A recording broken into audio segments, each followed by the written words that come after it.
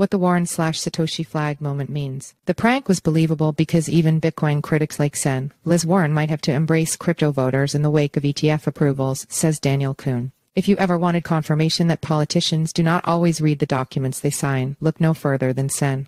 Elizabeth Warren. Recently, an anonymous Bitcoiner pranked the senator from Massachusetts, who has built a brand around supposedly helping the financially unprivileged by getting her to sign a document commemorating Satoshi Nakamoto. This is an excerpt from the Node newsletter, a daily roundup of the most pivotal crypto news on CoinDesk and beyond. You can subscribe to get the full newsletter here. The U.S. government apparently runs a flag program via the Architect of the Capitol, which flies commemorative flags over the Capitol building in Washington, D.C. As the government site notes, members of Congress are able to nominate individuals or groups deserving of this special acknowledgement. Over 100,000 flag requests are fulfilled each year, a number that suggests not everything is always properly vetted. Bitcoin magazine broke the news that on December 18, 2023, Sen. Warren honored the creator of Bitcoin for the accomplishment of creating the first truly inclusive financial system. While the sudden embrace of Bitcoin by the Massachusetts senator may seem a surprise, her career-long rhetoric about fighting for the financially underserved has finally taken shape within this tangible statement, Bitcoin magazine editor Mark Goodwin wrote, probably, with a smirk on his face. See also, if you're in crypto, you're a criminal opinion. Warren is a candidate for being the most outspoken legislator standing against Bitcoin.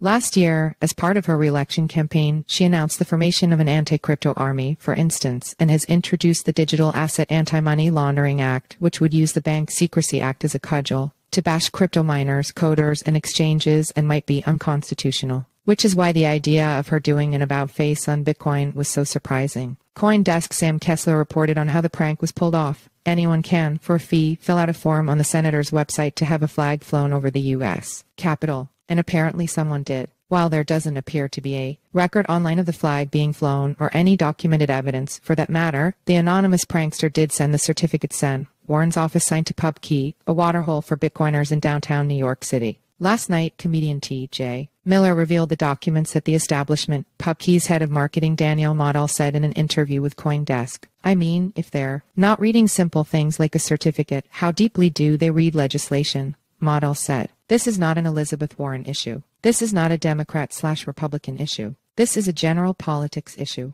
Indeed, as Kuhn said, it is incumbent on legislators to understand the laws they pass, and it's not always clear they do. It's common to complain about gridlock in D.C., but equally as insidious is how quickly some bills are passed after being introduced. That's why riders can be an issue, for instance. The public spectacle was planned to coincide with the 10th anniversary of the legendary Bitcoin talk post titled I Am Hodling from December 18, 2013, which spawned the meme about holding Bitcoin for the long haul still in the lexicon today, Kuhn said. You can argue that Bitcoiners are sometimes too nerdy about their inside jokes and lore, but it's hard to disagree with the act of civil disobedience. It's likely the prank will rank among other legendary moments of lighthearted sabotage, like Bitcoin sign guy broadcasting to the world to buy Bitcoin as now Treasury Secretary Janet Yellen was delivering a talk, or the still unknown Apple employee who put a version of the Bitcoin white paper on macOS. See also, Bitcoin sign guy is back. Bringing sound money to Urbit's sound computer. What makes it all the richer is that the document Warren signed recognizing the new economic freedom Satoshi Nakamoto brought about contained a typo misspelling Americans. Hopefully, politicians take it as a sign to start figuring out what crypto can do and how to appropriately regulate without strangling the industry. Part of the reason the stunt was so believable it had me fooled, at least, was that Pauls like Warren might want to extend an olive branch to crypto. With the advent of crypto-based exchange-traded funds ETFs, which enable average Joes to add Bitcoin to their retirement accounts, there might be a time in the near future where it becomes politically unpalatable to attack assets that so many people are banking on. We welcome politicians to come and have conversations with the public, Kuhn said, extending an invitation to Warren and her peers. We want to call attention to those important details.